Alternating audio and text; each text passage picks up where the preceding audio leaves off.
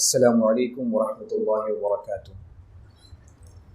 ان الحمد للہ نحمده ونستعینه ونستغفره ونعوذ باللہ من شرور انفسنا ومن سیئات اعمالنا من يهده الله فلا مضل له ومن يضلل فلا هادي له واشهد ان لا اله الا الله وحده لا شريك له واشهد ان محمدا عبده ورسوله يا أيها الذين آمنوا اتقوا الله حق تقاته ولا تموتن إلا وأنتم مسلمون يا أيها الناس اتقوا ربكم الذي خلقكم من نفس واحدة وخلق منها زوجها وبث منهما رجالا كثيرا ونساء واتقوا الله الذي تساءلون به والأرحام إن الله كان عليكم رقيبا يا أيها الذين آمنوا اتقوا الله وقولوا قولا سديدا يصلح لكم أعمالكم ويغفر لكم ذنوبكم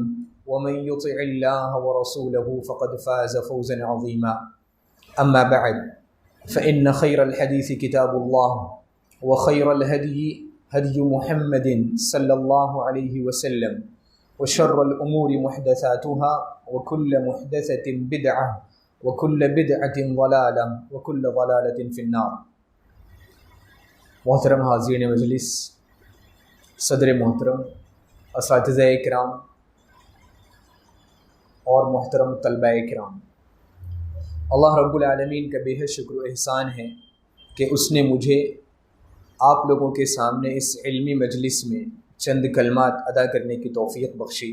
اللہ رب العالمین سے دعا ہے کہ ہم سب کا اس مجلس میں حاضر ہونا، علم سیکھنے کے لیے اپنا وقت لگانا، اللہ رب العالمین ان سے ہم سب کی مغفرت کا ذریعہ بنائیں، اور اس مجلس کو منعقد کرنے والوں کے حق میں اس مجلس کو صدقہ جاریہ قبول فرمائیں۔ آج کا جو عنوان ہے وہ حقیقت میں ایک انتہائی اہم اور بڑا لمبا عنوان ہے، وہ ہے طلب علم یا طالب علم کے آداب۔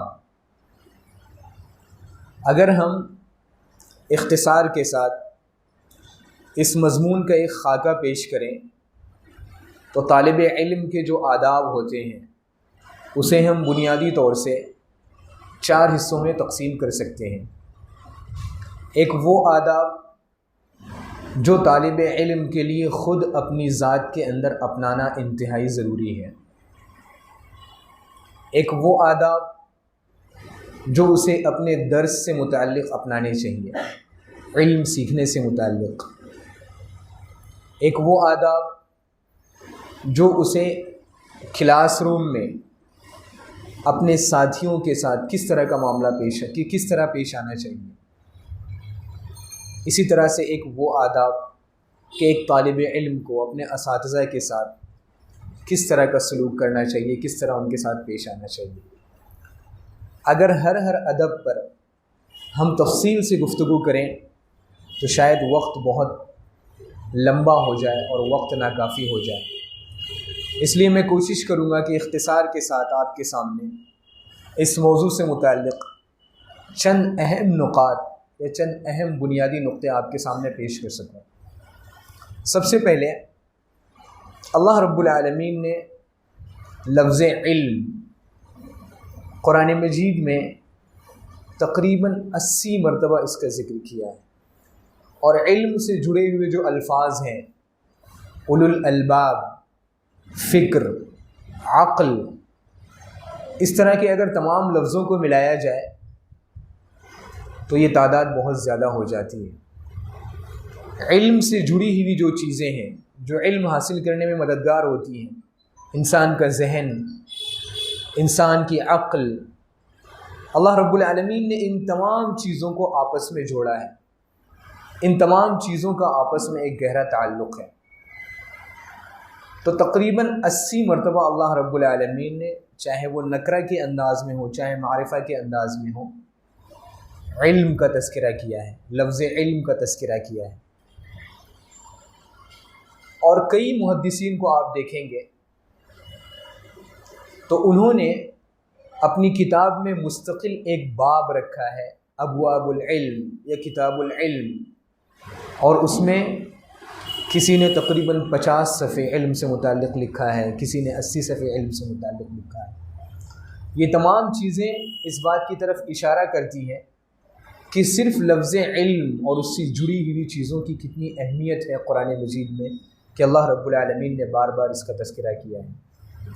اگر ہم تفصیل سے جاننے کی کوشش کریں کہ اللہ رب العالمین نے علم کا کتنا عظیم مقام قرآن مجید میں ذکر کیا ہے، تو اللہ رب العالمین نے اپنی مخلوقات میں سے علم حاصل کرنے کے لیے اور علم کی نشر و اشاعت کے لیے اپنے چند بندوں کو خاص کر لیا ہے، چن لیا ہے اللہ رب العالمین نے۔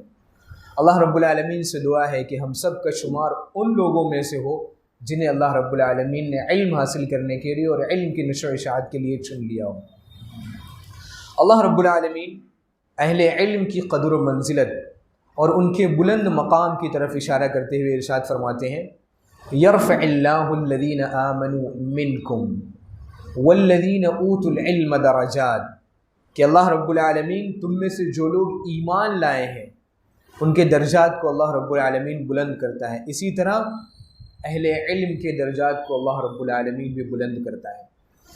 اسی طرح اگر آپ دیکھیں گے تو اللہ رب العالمین نے اہل علم کو سب سے زیادہ ڈرنے والا کہا ہے اپنے سے۔ خشیت اللہ رب العالمین کی بڑی عظیم عبادت ہے۔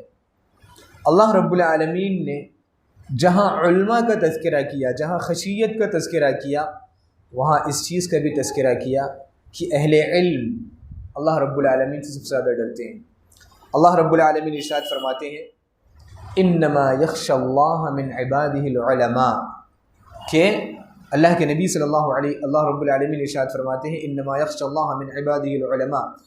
عبد الرحمن ابن سعدی رحمہ اللہ بڑے مشہور مفسر ہیں، وہ فرماتے ہیں کہ واللہ تعالی یرفع اہل العلم والایمان درجات بحسب ما خصهم به من العلم والایمان، کہ اللہ رب العالمین اہل علم اور اہل ایمان کو جتنا علم اور ایمان سے نوازتے ہیں، وہ شخص جتنا صاحب علم اور صاحب ایمان ہوتا ہے اسی کے مطابق اللہ رب العالمین اس کا مقام اور اس کا مرتبہ بلند کرتے ہیں۔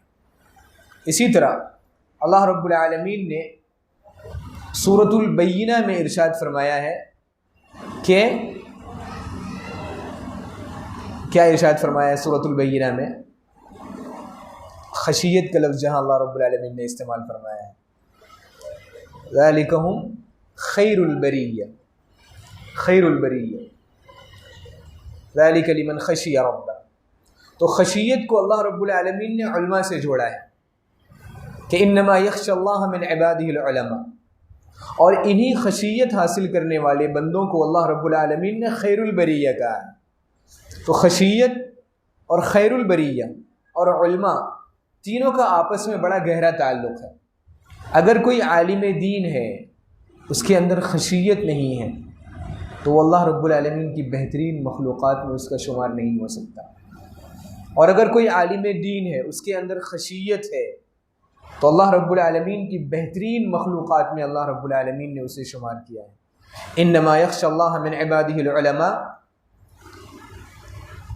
اسی طرح ہم خیر البریہ۔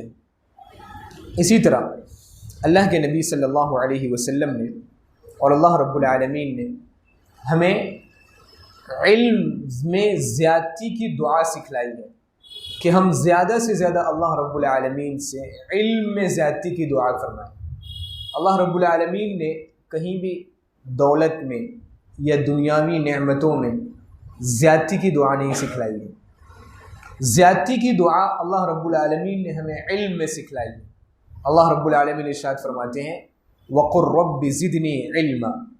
اسی طرح سے علم ایک اتنی عظیم اور اتنی اعلیٰ چیز ہے کہ اللہ رب العالمین نے ہمیں اس میں ایک دوسرے سے آگے بڑھنے اور ایک دوسرے سے سبقت اختیار کرنے کی ترغیب دی ہے۔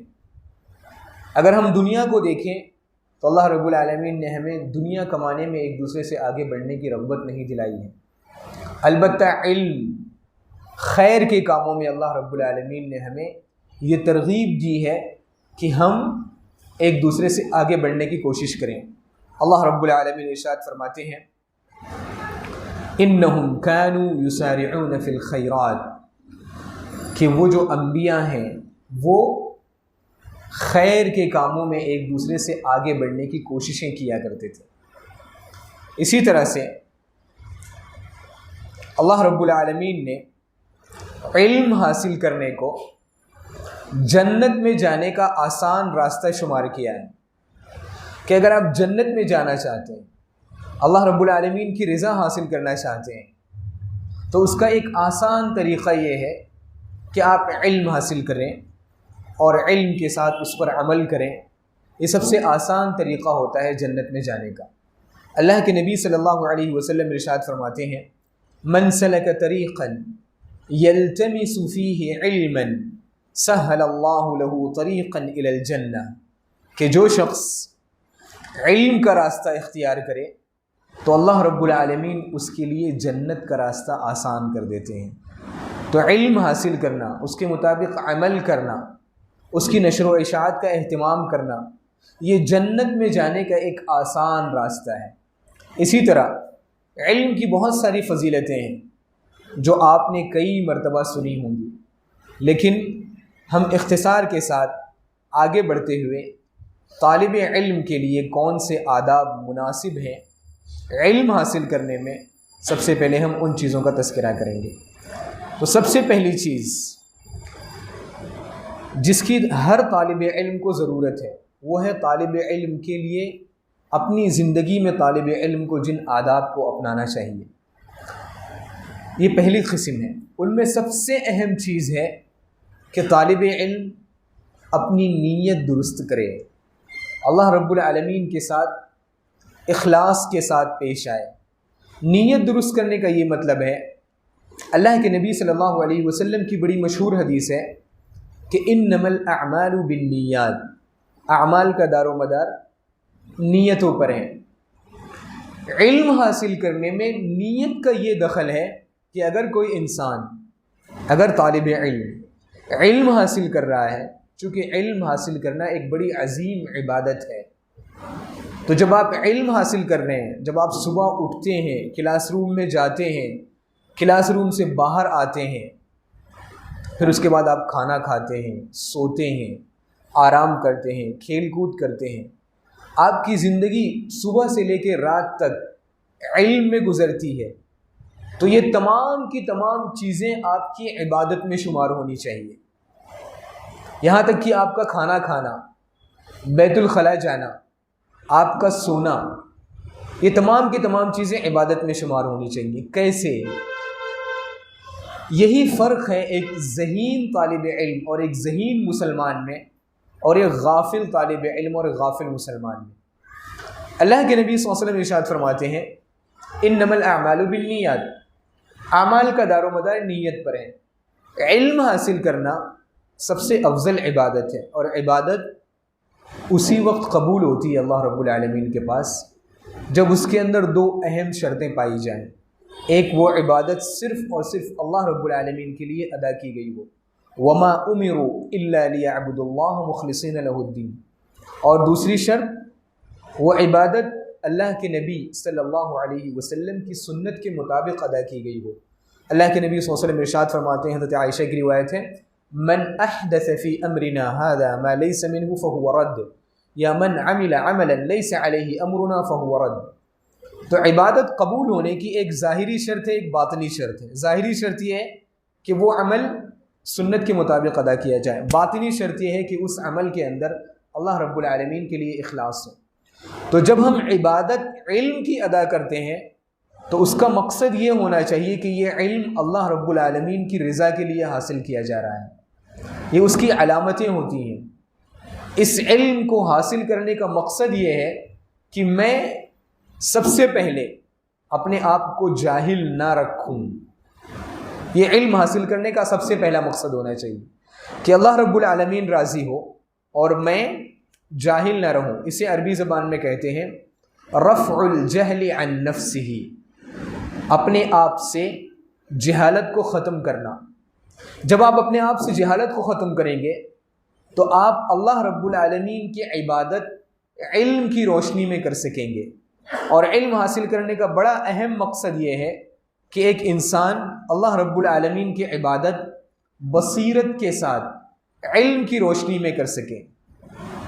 تو علم بڑی عظیم عبادت ہے اگر آپ کی نیت درست ہے، اگر آپ کی نیت یہ ہے کہ میں اللہ رب العالمین کو راضی کرنے کے لیے علم حاصل کرنا ہوں، اگر آپ کی نیت یہ ہے کہ میں علم اس لیے حاصل کر رہا ہوں کہ اللہ رب العالمین کی عبادت درست طریقے سے کر سکوں، تو آپ کا علم حاصل کرنا صبح سے شام تک آپ کا اپنی معمولات زندگی میں مشغول رہنا، تمام کی تمام چیزیں عبادت شمار ہو جائیں گی۔ آپ جانتے ہیں کہ عبادت میں نیت کا بڑا دخل ہوتا ہے۔ ایک وہ عبادتیں ہیں جو اللہ رب العالمین نے ہم پر لازم قرار دی ہیں، نماز، روزہ، حج، زکوٰۃ، اس میں نیت بہت زیادہ ضروری ہے۔ اگر انسان کی نیت اس میں خالص نہ ہو تو یہ بڑی سے بڑی عبادتیں بھی قبول نہیں ہوگی۔ اس کے علاوہ کچھ اور چیزیں ہیں جو مباحات کے درجے میں آتی ہیں، انسان کی زندگی کے معمولات زندگی جو انسان کی بنیادی ضرورت ہوتی ہے، اگر انسان اس میں بھی اپنی نیت درست کر لے تو یہ معمولات زندگی، یہ زندگی کی روٹین، یہ تمام کی تمام روٹین عبادت بن جائے گی۔ مثال کے طور سے ہم سب کھانا کھاتے ہیں، کھانا کھانا انسان کی بنیادی ضرورت ہے، بلکہ جانور کی بھی بنیادی ضرورت ہے۔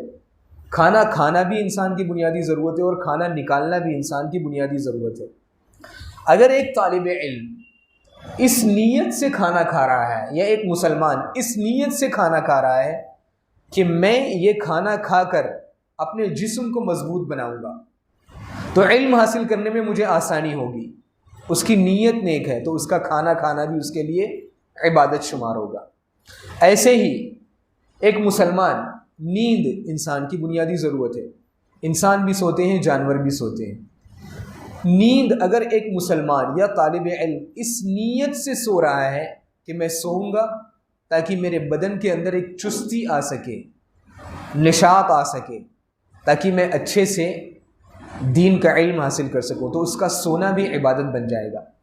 ایک بڑا مشہور واقعہ ہے حضرت ابو موسیٰ اشعری رضی اللہ تعالی عنہ اور حضرت معاذ بن جبل رضی اللہ تعالی عنہ کا۔ دونوں کو اللہ کے نبی صلی اللہ علیہ وسلم نے یمن کی طرف دعوت کے لیے بھیجا تھا۔ دونوں کی آپس میں ملاقات ہو گئی۔ حضرت ابو موسیٰ اشعری رضی اللہ تعالی عنہ نے، حضرت معاذ بن جبل نے ابو موسیٰ اشعری سے پوچھا کہ آپ قرآن مجید کی تلاوت کس طرح کرتے ہیں؟ تو انہوں نے کہا، حضرت ابو موسیٰ اشعری نے کہا، اتفوقہ تفوقا، یعنی میں قرآن مجید کی تلاوت اس طرح کرتا ہوں کہ جس طرح اونٹنی کا دودھ دھویا جاتا ہے، تھوڑی دیر کے لیے اونٹنی کا دودھ دھویا جاتا ہے، پھر اس کو آرام کرنے کے لیے چھوڑ دیا جاتا ہے، پھر اس کا دودھ دھویا جاتا ہے آرام کرنے کے بعد۔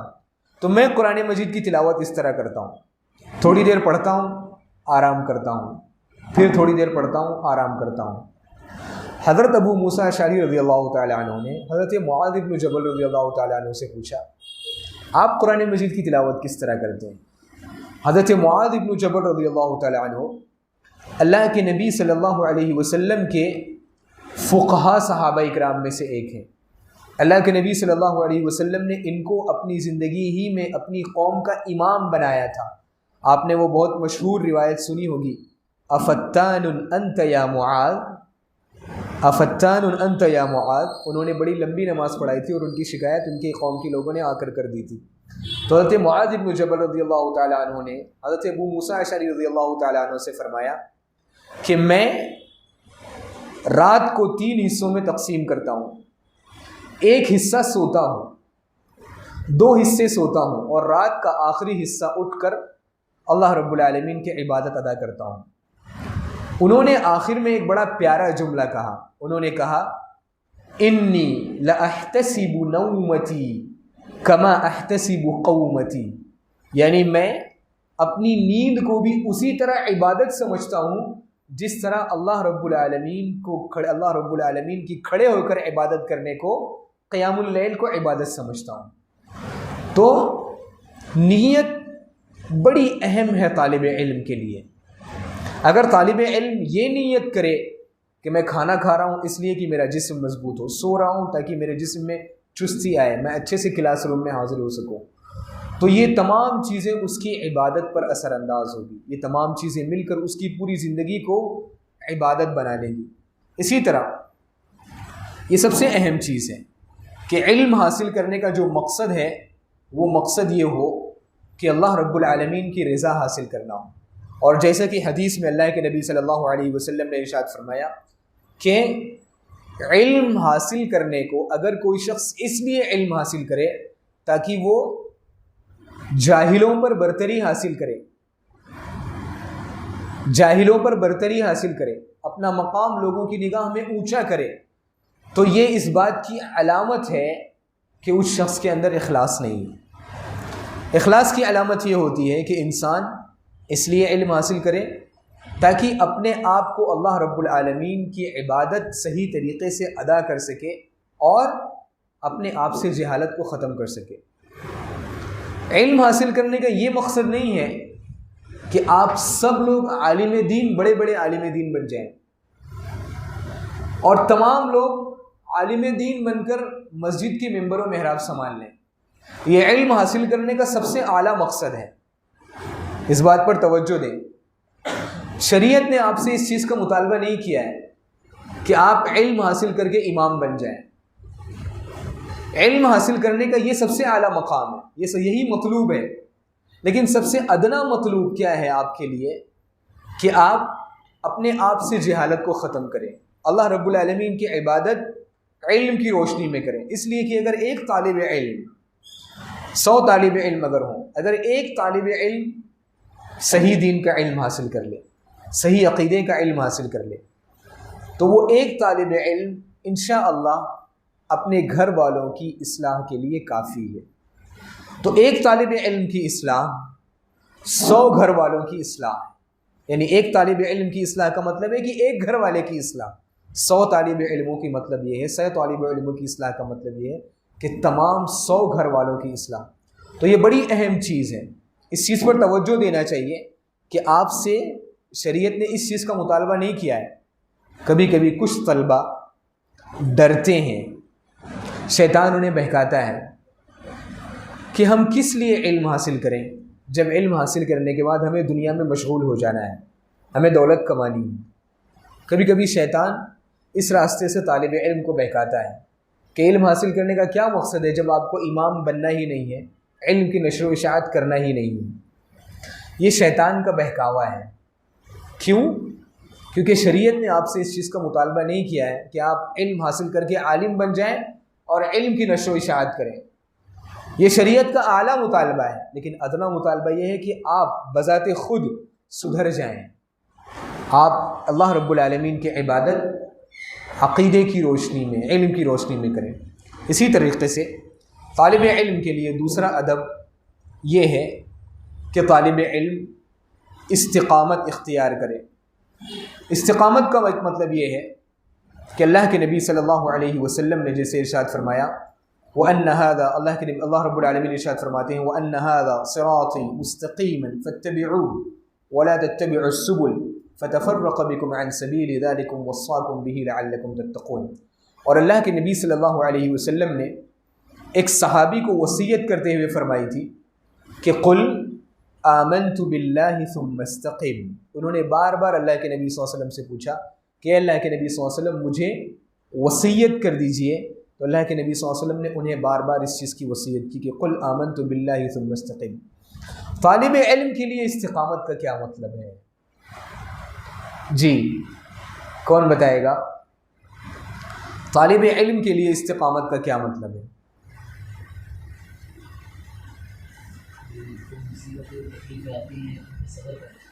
جی استقامت کہتے ہیں ایمان پر جم جانا۔ اللہ رب العالمین نے جن چیزوں کا حکم دیا ہے ان کو کرنا، اور جن چیزوں سے اللہ رب العالمین نے روکا ہے ان چیزوں سے رک جانا، یعنی اسلام پر اسی طرح عمل کرنا جس طرح اللہ رب العالمین نے بتلایا ہے، اللہ کے نبی صلی اللہ علیہ وسلم نے بتلایا ہے، اور کسی بھی حال میں عمل کرنا نہ چھوڑنا، اس پر صبر اختیار کرنا، یہ استقامت ہے۔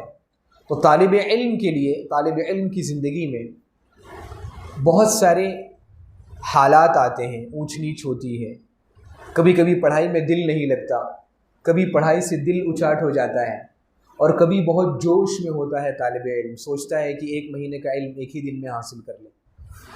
تو استقامت اور اعتدال، یہ دونوں چیزیں طالب علم میں مطلوب ہیں۔ آگے انشاءاللہ اس چیز کا تذکرہ آئے گا کہ ہم استقامت کیسے اختیار کر سکتے ہیں۔ اسی طریقے سے طالب علم کے لیے ایک اہم چیز یہ ہے کہ وہ جو کچھ اس نے علم حاصل کیا ہے اس پر وہ عمل کرنا شروع کر دے۔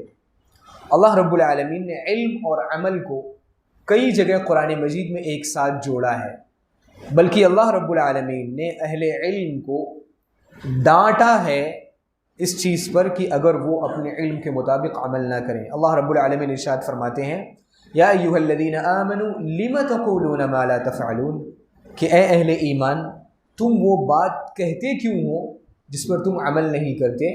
کبر مقتا عند اللہ ان تقولوا ما لا تفعلون، اللہ رب العالمین کے نزدیک یہ انتہائی ناراضگی والا عمل ہے کہ تم اپنی کہی ہوئی بات پر عمل نہ کرو۔ تو طالب علم جب یہ سیکھتا ہے کہ اذان کا جواب دینا بہت بڑی فضیلت ہے، تو طالب علم کو فوراً اس پر عمل کرنے کی کوشش کرنا چاہیے۔ امام بخاری رحمہ اللہ کے بارے میں آتا ہے کہ علم جب انہیں کوئی حدیث پتہ چلتی تھی، وہ کوئی حدیث سنتے تھے تو اسے یاد کرنے کا ان کے نزدیک سب سے آسان طریقہ یہ تھا کہ وہ اس حدیث کے مطابق عمل کرنا شروع کر دیتے تھے۔ آپ بہت علم حاصل کرتے ہیں، اذان کا جواب دینا، آپ جانتے ہیں حدیث میں اس کی کیا فضیلت ہے، بلکہ آپ نے بچپن میں اذان کے جواب دینے کے اور اذان کے بعد کی دعائیں بھی یاد کی ہوگی۔ تو جب تک آپ اس کو پریکٹیکل نہیں کریں گے، اذان سننے کے بعد اس کا جواب دینا، اس کی دعائیں پڑھنا، رضیت باللہ ربا وبالاسلام دینا یا اللہم رب ہذہ الدعوۃ التامہ، تو آپ اگر سن رہے ہیں اور اذان کو نظر انداز کر رہے ہیں تو مطلب یہ ہے کہ آپ نے اپنے علم کے مطابق عمل نہیں کیا۔ اسی طریقے سے ہم سب جانتے ہیں کہ جب بھی ہم مسجد میں داخل ہوں تو 2 رکعت نماز ادا کرنا، تحیۃ المسجد ادا کرنا، کئی علماء نے اسے مستحب کہا ہے، کئی علماء نے واجب کہا ہے۔ اگر طالب علم مسجد میں داخل ہو اور وہ کھڑا رہے یا وہ صرف بیٹھ جائے تو مطلب یہ ہے کہ اس حدیث پر اس نے عمل نہیں کیا سیکھنے کے باوجود۔ اسی طرح آپ جانتے ہیں کہ صلاۃ الضحیٰ، چاشت کی نماز کی بہت فضیلت ہے، ہر عضو جسم کے ہر حصے کے صدقے کے برابر اس کی فضیلت ہے۔ اگر آپ کو وقت ملے اور وقت ملنے کے باوجود آپ جان بوجھ کر چاشت کی نماز ادا نہیں کر رہے ہیں تو مطلب یہ ہے کہ آپ علم کے مطابق عمل کرنا نہیں سیکھ رہے ہیں۔ یہ بہت چھوٹی چھوٹی چیزیں ہیں، اگر آپ کوشش کریں، اپنی زندگی میں غور کریں۔ اسی طرح سے صبح و شام کی دعائیں ہیں، یہ میں آپ کو آپ کے معیار کے مطابق بتا رہا ہوں کہ یہ وہ چیزیں ہیں، یہ وہ عمل ہیں جو آپ مدرسے کی زندگی میں رہتے ہوئے کر سکتے ہیں اور اپنے آپ کو اس لائق بنا سکتے ہیں کہ آپ علم کے مطابق عمل کرنے کو سیکھ سکیں۔ باہر کی دنیا میں اگر آپ علم کے مطابق عمل نہیں کریں گے تو آپ کی شخصیت پر حرف آئے گا کہ آپ نے نہ جانے کیا سیکھا ہے۔ بلکہ کچھ طالب علم جب چھٹی میں گھر جاتے ہیں تو وہ نماز نہیں پڑھتے تھے۔ ایک واقعہ میں آپ کو سنا رہا ہوں۔ تو اس گاؤں کے چند لوگوں نے کہا کہ ضرور مولانا صاحب کے پاس کوئی نہ کوئی ایسی دلیل موجود ہے جس کی روشنی میں نماز ان سے معاف ہو گئی ہے، اور وہ دلیل انہوں نے ہم سے چھپا رکھی ہے۔ تو اگر آپ علم کے مطابق عمل نہیں کریں گے تو لوگ آپ کی شخصیت پر بھروسہ کرنا چھوڑ دیں گے، لوگ دین کے بارے میں شکوک و شبہات میں پڑ جائیں گے۔ اس لیے بڑا آسان طریقہ ہے علم کے مطابق عمل کرنے کا کہ آپ مدرسے کی زندگی سے اس کی شروعات کریں، چھوٹی چھوٹی بنیادی چیزوں سے اس کی شروعات کریں، باقی انشاءاللہ جب آپ علم کے مطابق عمل کرنا شروع کریں گے تو وہ چیز انشاءاللہ العزیز آپ کی عادت بن جائے گی۔ اسی طرح سے طالب علم کے لیے بہت ضروری ہے کہ وہ ان چیزوں سے دور رہے جو چیزیں اس کے دل کو کمزور کر دیتی ہیں۔ مثال کے طور سے زیادہ کھانا، زیادہ گفتگو کرنا، زیادہ سونا، یہ تمام کی تمام چیزیں علماء نے اسے مفسدات القلوب میں شمار کیا ہے۔ زیادہ سونے سے، زیادہ کھانے سے، بہت زیادہ گفتگو کرنے سے، بہت زیادہ ہنسنے سے، ہنسی مذاق کرنے سے، ان تمام چیزوں سے طالب علم کا دل علم کے معاملے میں کمزور پڑ جاتا ہے، سستی آ جاتی ہے۔ جب ہم کھانے کی بات کریں تو عام طور سے طلبہ ان کی خوراک ماشاءاللہ اچھی ہوتی ہے۔ اللہ رب العالمین طالب علموں کو خوش خوراک بنایا ہے، لیکن ہمیں شریعت نے جب ہم کھانا کھاتے ہیں تو اس چیز کا حکم دیا ہے کہ ہم اپنے پیٹ کو 3 حصوں میں تقسیم کریں، ایک حصہ کھائیں، ایک حصہ پئیں، ایک حصہ سانس کے لیے رکھیں۔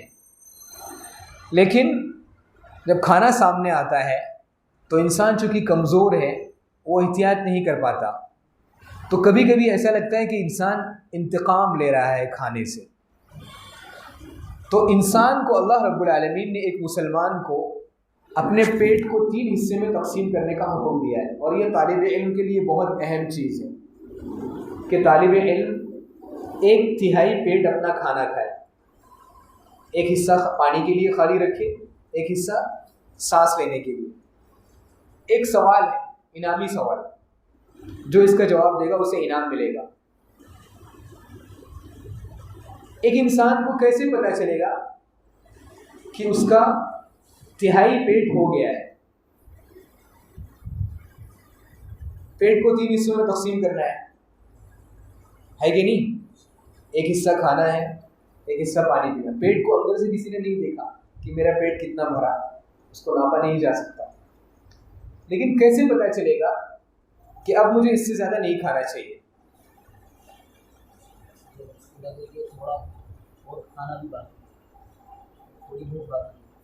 ہاں، بہت بہت شکریہ، جزاک اللہ خیر، بارک اللہ فیک۔ لیکن آپ کا انعام ملے گا، لیکن ابھی نہیں۔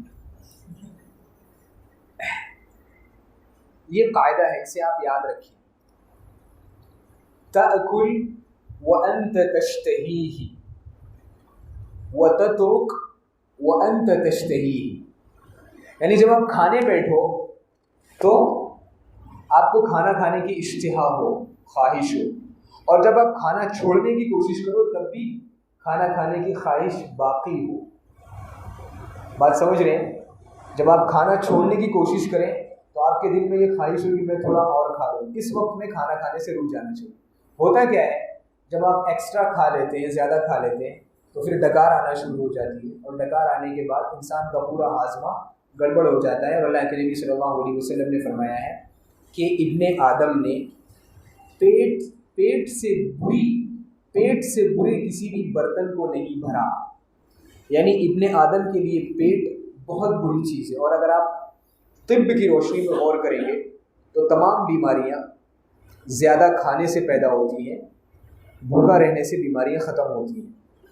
اسی طریقے سے طالب علم کے لیے یہ بھی ضروری ہے کہ کھانا کھانے سے متعلق آداب ہو گئے۔ طالب علم سے متعلق ایک ادب یہ بھی ہے کہ طالب علم اپنی ذات میں صفائی ستھرائی کا اہتمام کریں، اچھے کپڑے پہنیں، صاف ستھرے لباس میں، اس کی ٹوپی صاف ستھری ہو، اس کا لباس صاف ستھرا ہو، اس کے جسم سے بدبو نہ آئے، عطر لگا کر کلاس روم میں آئے۔ یہ تمام کی تمام چیزیں طالب علم کے آداب میں سے ہیں۔ اللہ کے نبی صلی اللہ علیہ وسلم کے پاس حضرت جبریل علیہ السلام آئے سوال کرنے کے لیے۔ بڑی مشہور حدیث ہے، حدیث جبریل، آپ سب لوگوں نے سنا ہوگا، یا محمد مل اسلام مل ایمان۔ اللہ کے نبی صلی اللہ علیہ وسلم، حضرت جبریل سوال کرتے گئے اور اللہ کے نبی صلی اللہ علیہ وسلم جواب دیتے گئے۔ اس میں حضرت جبریل علیہ السلام کے آنے کی جو کیفیت صحابہ اکرام نے، خاص طور سے حضرت عمر بن الخطاب رضی اللہ تعالیٰ عنہ نے جو بیان کی ہے، وہ یقیناً بڑی قابل توجہ خدمت ہے، بڑی قابل توجہ بات ہے۔ حضرت عمر بن الخطاب رضی اللہ تعالیٰ عنہ بیان کرتے ہیں کہ حضرت جبریل ایک بہت صاف ستھرے لباس میں آئے، ایسا صاف ستھرا لباس کہ ان کے جسم پر کسی طرح کا کوئی گرد و غبار نظر نہیں آ رہا تھا، ایک صاف ستھرے لباس میں آئے اور اللہ کے نبی صلی اللہ علیہ وسلم کے پاس آ کر بڑے ادب سے بیٹھ گئے۔ تو طالب علم کے لیے علم کی مجلس میں حاضر ہو کر صاف ستھرے انداز میں حاضر ہونا، کلاس روم میں اس کی ٹوپی درست ہو۔ ٹوپی درست ہونے کا مطلب یہ ہے کہ اس کے سر کے بال نہ دکھیں، اس لیے کہ ٹوپی اس طرح پہننا کہ سر کے آگے کے حصے کے بال دکھ رہے ہوں، یہ مسلمانوں کا شیوا نہیں ہے۔ اگر آپ غور کریں گے تو مسلمان اس طرح کی ٹوپی نہیں پہنتے تھے، حتیٰ کہ مسلمان جب پگڑی بھی پہنتے تھے تو ان کے پورے بال چھپے ہوئے ہوتے تھے۔ تو ٹوپی اس طرح پہننا کہ آگے کے بال دکھ رہے ہوں، یہ طالب علم کو زیب نہیں دیتا۔ اسی طریقے سے طالب علم اگر کلاس روم میں اس طرح بیٹھ رہا ہے کہ اس کے اوپر کے 2 بٹن کھلے ہوئے ہوں، 3 بٹن کھلے ہوئے ہوں، یا آستین آدھی سے زیادہ اوپر چڑھی ہوئی ہو، پیجامہ اوپر سے نیچے آدھا چڑھا ہوا ہو، یہ تمام کی تمام جو ہیئت ہے، یہ تمام کے تمام یہ چیزیں طالب علم کو زیب نہیں دیتی۔ کیا ہے؟ طالب علم کو یہ سب چیزیں زیب نہیں دیتی۔ اسی طریقے سے طالب علم جس جگہ پہ بیٹھ کر علم حاصل کر رہا ہے، طالب علم کے لیے یہ بھی ضروری ہے کہ وہ اس جگہ کی صفائی ستھرائی کا خیال رکھے۔ اگر آپ کلاس روم میں بیٹھے ہیں تو کوشش کریں کہ آپ کا کلاس روم صاف ستھرا نظر آئے، بستر بے ترتیب پڑے ہوئے نہ ہوں، کوئی کپڑا لٹکا ہوا نہ ہو، کوئی کھانے کا برتن یا پلاسٹک کی بوتل بیچ میں موجود نہ ہو، قلم وغیرہ بیچ میں موجود نہ ہو، راستے میں پڑے ہوئے نہ ہوں۔ تمام کی تمام یہ تمام چیزیں طالب علم کے لیے آداب کی حیثیت رکھتی ہیں۔ اسی طرح طالب علم جس کتاب سے علم حاصل کر رہا ہے اس کتاب کا احترام کرنا چاہیے۔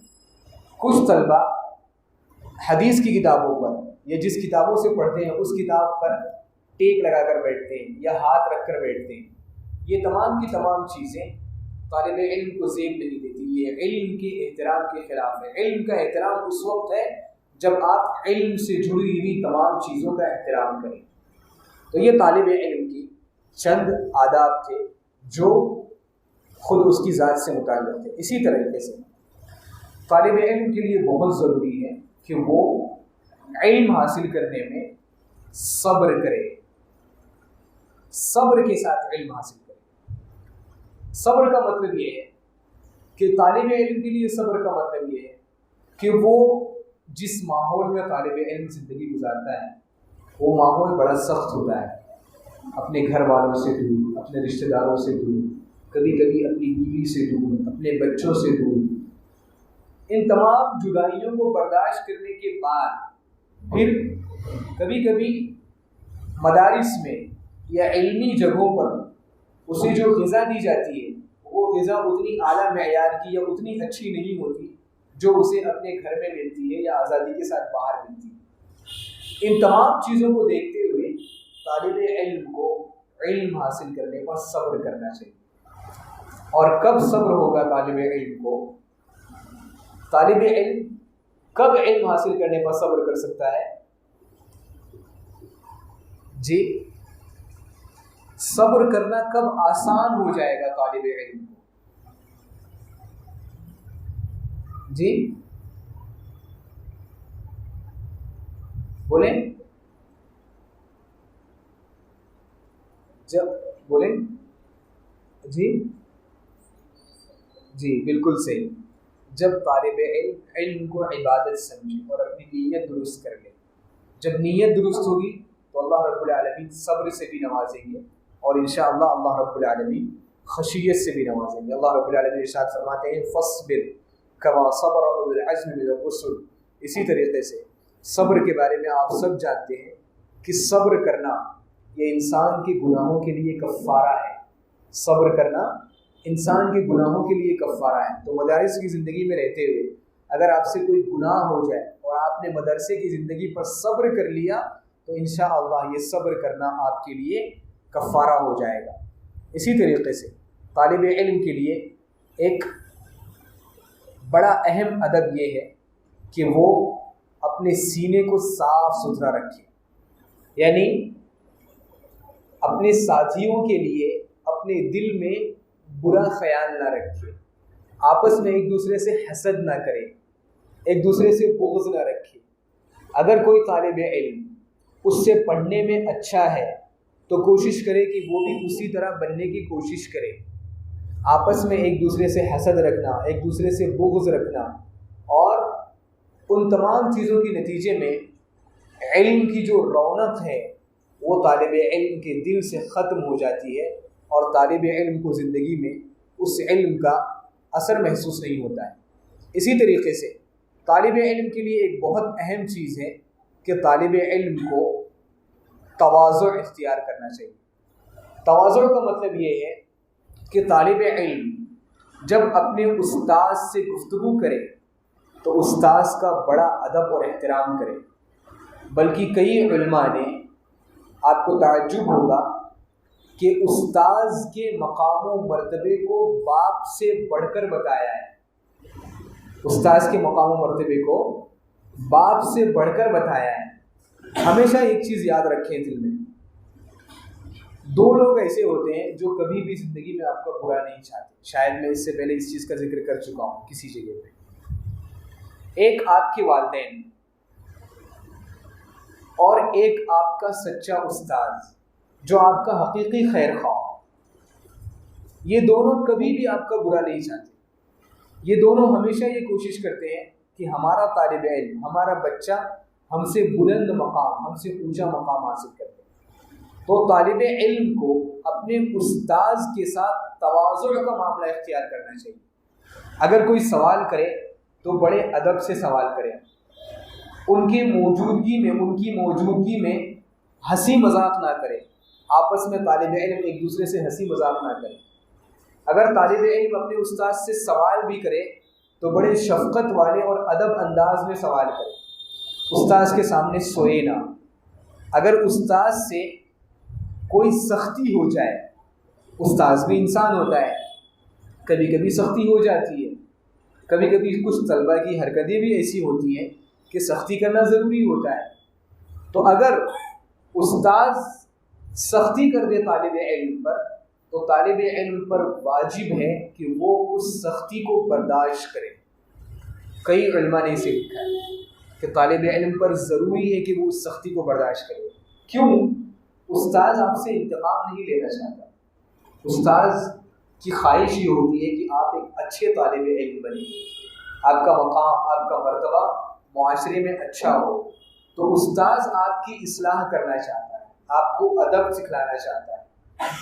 تو طالب علم کے لیے بہت ضروری ہے کہ وہ اپنے استاذ کی طرف سے آنے والی سختی پر صبر کرے.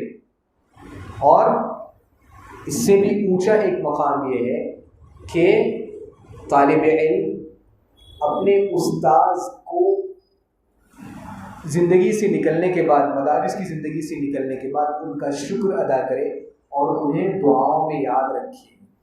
یہ تمام کی تمام چیزیں طالب علم کے آداب ہیں. اسی طریقے سے طالب علم کا ایک ادب یہ بھی ہے کہ وہ درس کی اچھے سے تیاری کرے. درس کی اچھے سے تیاری کرنے کا مطلب یہ ہے کہ اگر کل کوئی چیز پڑھائی جا رہی ہے تو طالب علم کو کوشش کرنی چاہیے کہ وہ پہلے سے اس کا مذاکرہ کرے اپنے ساتھیوں کے ساتھ، اس کا مراجعہ کرے. اور ایسے ہی نہیں کہ کلاس روم میں آنے کے بعد ہی کتاب کھولی اور پھر اگلے دن پھر کلاس روم میں بھی کتاب کھولی. بیچ میں طالب علم کو پر لازم ہے کہ وہ اپنے علم کا اپنے ساتھیوں کے ساتھ مذاکرہ کرے، مراجعہ کرے. اسی طرح علم حاصل کرنے کے لیے جن چیزوں کی ضرورت ہے ان چیزوں کو وہ ہمیشہ اپنے ساتھ میں رکھے. مثال کے طور سے قلم ہے، کاپی ہے، دفتر ہے. ان تمام چیزوں کو طالب علم ہمیشہ اپنے ساتھ میں رکھے. یہ تمام علم کے آداب میں سے ہیں. اسی طرح طالب علم کے لیے یہ بھی ضروری ہے کہ وہ لکھنے کا اہتمام کریں. لکھنے کا اہتمام کریں. جب آپ کسی علمی مجلس میں حاضر ہوں یا کلاس روم میں حاضر ہوں تو ضروری نہیں ہے کہ آپ اس چیز کا انتظار کریں کہ استاذ کہے کہ لکھو تب آپ لکھنا شروع کریں. جیسے ریسنگ ہوتی ہے، جب کہا جاتا ہے کہ دوڑو تب دوڑنا شروع کرتے ہیں. کلاس روم میں اس طرح نہیں ہونا چاہیے. کلاس روم میں طالب علم کا ادب یہ ہے کہ طالب علم کو اپنی دفتر اور اپنا قلم ہمیشہ تیار رکھنا چاہیے، اور استاذ کی زبان سے جو بھی گفتگو نکلے، جو اسے فائدے مند نظر آئے یا نظر نہ آئے، وہ اسے لکھنے کی کوشش کرنی چاہیے۔ آپ دیکھیں گے کئی علماء، شیخ محمد بن ابراہیم آل شیخ سعودی عرب کے بہت بڑے مفتی تھے، ان کے بڑے مشہور شاگرد تھے عبد الرحمن بن قاسم، جو اس وقت سعودی عرب مسجد نبوی کے امام ہیں۔ عبد المحسن قاسم ان کے دادا تھے، تو وہ اپنے استاذ کی زبان سے نکلا ہوا ہر لفظ لکھتے تھے، بلکہ کہا جاتا ہے کہ اگر وہ نہ ہوتے تو ان کا علم ضائع ہو جاتا۔ تو طالب علم کو اپنے استاذ کی زبان سے نکلے ہوئے تمام لفظوں کو لکھنے کا اہتمام کرنا چاہیے، اس لیے کہ کچھ چیزوں کی اہمیت کلاس روم میں پتہ چلتی ہے، کچھ چیزوں کی اہمیت امتحان کے وقت پتہ چلتی ہے، اور کچھ چیزوں کی اہمیت امتحان کے بعد زندگی میں جب آپ اس مدرسے سے فارغ ہونے کے بعد اپنی کتاب کھولیں گے تو آپ کو اس میں کئی فائدے مند چیزیں ملیں گی۔ اسی طریقے سے طالب علم کا ایک انتہائی ادب یہ ہے کہ وہ اپنے طلبہ کے ساتھ، اپنے ساتھیوں میں سے ایسے ساتھی کو اختیار کرے جو نیک ہو، جو شریف ہو، اسے کہتے ہیں نیک صحبت۔ جب آپ کو علم حاصل کرنا ہے، اگر آپ علم حاصل کرنے والے ہیں تو آپ کوشش کریں کہ جو ذہین طلبہ ہیں ان کے ساتھ اپنی جوڑی بنائیں، ان کے ساتھ میل جول رکھیں، ان کے ساتھ علمی مذاکرہ کریں، اس لیے کہ طالب علموں میں، خاص طور سے طالب علموں میں بری صحبت بہت جلدی اثر کرتی ہے۔ اگر کوئی طالب علم سوتا ہو، کھاتا ہو یا بڑے گھرانے کا ہو اور اس کے اندر کچھ غلط قسم کی عادتیں ہوں تو وہ عادتیں اس کے ساتھیوں پر بہت جلدی اثر انداز ہو جاتی ہیں۔ اسی لیے طالب علم کو اپنی صحبت درست کرنے کی کوشش کرنا چاہیے۔ طالب علم کا ایک بہت اہم ادب یہ ہے، اور اسی پر میں اپنی بات ختم کرتا ہوں اختصار کے ساتھ، کہ طالب علم کو اپنا وقت بچانے کی ہر ممکن کوشش کرنا چاہیے، وقت کو ضائع کرنے سے بچنا چاہیے، اور ہر اس چیز سے اپنے آپ کو دور رکھنا چاہیے جو طالب علم کے وقت کو، اس کے ذہن کو یا اس کی عبادتوں پر اثر انداز ہو۔ آج کے زمانے کا ایک بہت بڑا فتنہ جو ہم سب کی جیب میں ہے، کیا ہے وہ؟ جی، موبائل۔ تو طالب علم کو یا تمام مسلمانوں کو اس چیز کی طرف توجہ دینی چاہیے کہ موبائل یہ ایک ضرورت ہے۔ کیا ہے؟ ضرورت۔ اس ضرورت کا صرف ضرورت کے موقع پہ استعمال ہونا چاہیے۔ اگر یہ جو موبائل ہے، اگر آپ اس میں وقت ضائع کر رہے ہیں تو آپ کا ہر اعتبار سے خسارہ ہے، دینی اعتبار سے بھی خسارہ ہے، دنیاوی اعتبار سے بھی خسارہ ہے، اور طالب علم کے لیے یہ خسارہ بہت بڑے گھاٹے کا سودا ہے۔ جب طالب علم موبائل میں اپنا وقت ضائع کرتا ہے یا غیر ضروری باتوں میں اپنا وقت ضائع کرتا ہے تو کبھی کبھی وہ گناہ کماتا ہے، اور اس سے وہ غیبت حاصل کرتا ہے، اس سے وہ چغلی کرتا ہے، وہ چیزیں اس کی عبادتوں پر اثر انداز ہوتی ہے۔ آپ جانتے ہیں اللہ کے نبی صلی اللہ علیہ وسلم کی ایک بہت خطرناک حدیث ہے۔ کون سی حدیث ہے؟ بڑی خطرناک حدیث ہے، رونگٹے کھڑے کر دینے والی۔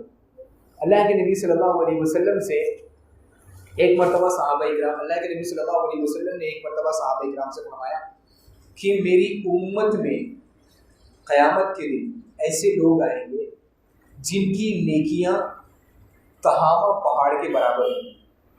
تہامہ پہاڑ، اگر آپ سعودی عرب جائیں گے، مدینہ سے آپ نکلیں گے، مدینہ کا جو حصہ ہے اس کو کراس کر کے اگر آپ ریاض کی طرف جا رہے ہیں، اسے کہتے ہیں حجاز اور نجد کا علاقہ، تو یہ بیچ میں تہامہ پہاڑ پڑتا ہے جو پہاڑی سلسلہ ہے، یعنی ایک طرف سے بہت لمبا پہاڑ ہے، آپ دیکھتے جائیں گے، گاڑی لے کے چلتے جائیں گے، آپ کو تہامہ پہاڑ نظر آئے گا۔ یہ تہامہ پہاڑ سرحد ہے حجاز کی اور نجد کے علاقے کی۔ جیسے آپ کے یہاں صوبے ہوتے ہیں، مہاراشٹر اور کرناٹک، اگر آپ مہاراشٹر مہاراشٹر سے کرناٹک میں جانا چاہتے ہیں تو کوئی نہ کوئی بہت بڑی علامت آتی ہے. تو ایسے ہی حجاز سے اگر آپ ریاض کے علاقے میں جا رہے ہیں تو ایک بہت بڑا پہاڑ آتا ہے, اسے تہامہ کہتے ہیں, بہت بڑا پہاڑ ہے. تو اللہ کے نبی صلی اللہ علیہ وسلم نے اس کی مثال دے کے صحابہ کرام کو فرمایا کہ قیامت میں کچھ لوگ ایسے آئیں گے جن کی نیکیاں تہامہ پہاڑ کے برابر ہوں گی, لیکن اللہ رب العالمین ان نیکیوں کو ہباء منثورا بنا دے گا. ہباء منثورا, ہبا کسے کہتے ہیں جی؟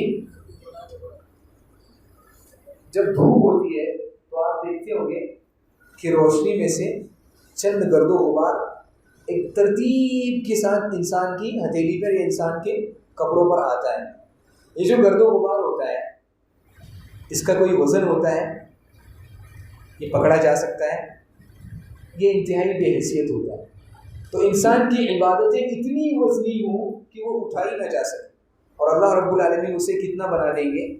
انتہائی بے حیثیت بنا دیں گے. صحابہ کرام نے تعجب سے پوچھا ہے اللہ کے نبی صلی اللہ علیہ وسلم کیسے ہو سکتا ہے, کون لوگ ہیں وہ؟ اللہ کے نبی صلی اللہ علیہ وسلم نے فرمایا کہ اولئک قوم اذا خلوا بمحارم اللہ انتہکوها, یہ وہ لوگ ہیں جو جب جیسے ہی ان کو تنہائی ملتی ہوگی یہ اللہ رب العالمین کی حرام کردہ چیزوں کو کرتے ہوں گے تنہائی میں. یعنی وہ لوگوں کو دکھانے کے لیے نمازیں پڑھتے ہوں گے, عبادت کرتے ہوں گے, صحیح بخاری بھی پڑھتے ہوں گے طلبہ کی طرح, صحیح مسلم بھی پڑھتے ہوں گے, ترمذی بھی پڑھتے ہوں گے, اور پہلی صف میں بھی حاضر رہتے ہوں گے, لیکن جیسے ہی انہیں ہاتھ میں موبائل ملا وہ اللہ رب العالمین کی حرام کردہ چیزوں کو اور اللہ رب العالمین کو ناراض کرتے ہیں چیزوں کو دیکھتے ہوں گے اپنے موبائل میں, یا تنہائی میں حرام کردہ چیزوں پر کرتے, حرام محرمات کرتے ہوں گے. تو یہ حدیث خطرناک ہے یا خطرناک نہیں ہے؟ کتنی خطرناک ہے کہ ایک انسان پہاڑ کے برابر عمل کرے, زندگی پر عبادت حاصل کرے, عبادت بھی کرے, علم بھی حاصل کرے, لیکن جب اللہ رب العالمین کے پاس پہنچے تو اللہ رب العالمین کے پاس اس کی عبادتوں کی کوئی حیثیت نہ ہو. باتیں بہت زیادہ ہیں لیکن میں کوشش کیا کہ اختصار کے ساتھ آپ کے سامنے چند لفظوں کو بیان کر سکوں. اللہ رب العالمین سے دعا ہے کہ اللہ رب العالمین ہم سب کو اور سب سے پہلے مجھے کہنے اور سننے سے زیادہ عمل کرنے کی توفیق عطا فرمائے. رب العالمین ہم سب کو علم کی گہرائی سمجھنے کی توفیق عطا فرمائے. رب العالمین ہم سب کو علم کی فضیلت کا احساس کرنے, اس کا شعور حاصل کرنے کی توفیق عطا فرمائے. رب العالمین ہم سب کو جب تک